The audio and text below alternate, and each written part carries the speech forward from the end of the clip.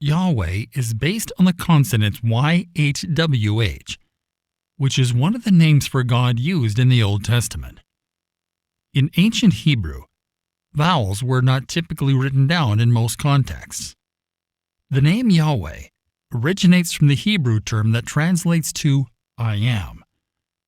When God appeared to Moses at the bush that was on fire and instructed him to return to Egypt and lead the people out of slavery, Moses asked God who he should say sent him back to Egypt. Exodus chapter 3 verses 14 and 15. And God said to Moses, I am who I am. And he said, Thus you shall say to the children of Israel, I am has sent me to you. Moreover, God said to Moses, Thus you shall say to the children of Israel, The Lord God of your fathers, the God of Abraham, the God of Isaac, and the God of Jacob has sent me to you. This is my name forever, and this is my memorial to all generations. Several things must be cited here in order to properly understand the significance of the name Yahweh. Regardless of how exactly it is translated, the word alludes to God's independent existence, as well as his ability to sustain himself. Everyone else relies on him for their very life, every breath they take, and their own existence. He is dependent upon no one. Because of this, the Jewish authority of Jesus' day considered it to be blasphemous, scandalous, and deserving of execution for Jesus to speak the words, Before Abraham was, I am. John chapter 8 verses 56 to 59. Your father Abraham rejoiced to see my day, and he saw it and was glad.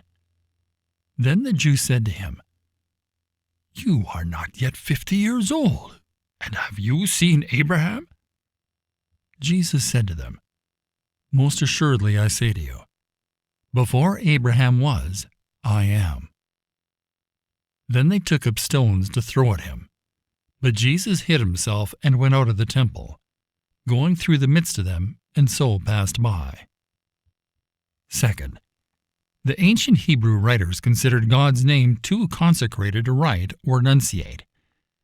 When vowels were later added to the text, the writers took the vowels from the word Adonai, which means Lord or Master, and inserted them between the consonants. They simply spoke the term Adonai in place of the name Yahweh. In accordance with this custom, the name YHWH is rendered in the majority of English translations of the Bible as Lord, with all capital letters, as we see in Exodus chapter 3 verse 15. Israel's God is referred to by the name Yahweh in their ancient covenants. Genesis chapter 22 verse 14. And Abraham called the name of the place, The Lord will provide, as it is said to this day. In the mount of the Lord it shall be provided. This declaration drives us to further study, because both Noah and Abraham spoke of Yahweh by that name, and Moses himself seems to indicate that the Hebrews were already acquainted with the name Yahweh. Genesis chapter 9 verse 26. And he said, Blessed be the Lord, the God of Shem, and may Canaan be his servant. Exodus chapter 4 verse 1. Then Moses answered and said, But suppose they will not believe me or listen to my voice. Suppose they say, The Lord has not appeared to you.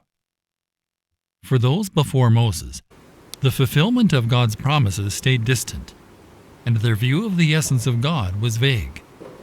That was about to change with the Exodus, as God delivered his people with amazing miracles and kept his promise to Abraham. Other names for God may be more descriptive, but Yahweh is more personal.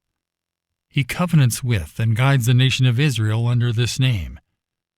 Yahweh is the name of Israel's God, and the God who came to earth as Jesus Christ, Yahweh in the flesh. Matthew chapter 1 verse 21 says, She will bear a son, and you shall call his name Jesus, for he will save his people from their sins. The name Jesus is taken from the Latin form of the Greek word Yeshua, which means Yahweh saves. So Yahweh will save his people from their sins, and Jesus will save his people from their sins at the same time. This is simply one of many situations where Jesus and Yahweh are used interchangeably. In the English Bible, God's name is almost always translated as Lord, all caps. The Hebrew, on the other hand, is pronounced Yahweh and is based on the term for I am. So every time we hear the word Yahweh, or every time you see Lord in the English Bible, you should think, this is a proper name, like Peter or John, built out of the word for I am, and reminding us each time that God absolutely is. There are at least 10 things the name Yahweh, I am, says about God. Number 1. God will never end. If he did not come into being, he cannot go out of being, because he is being.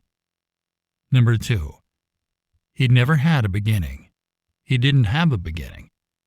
Every child wonders who made God, and any sensible parent will tell you nobody made God.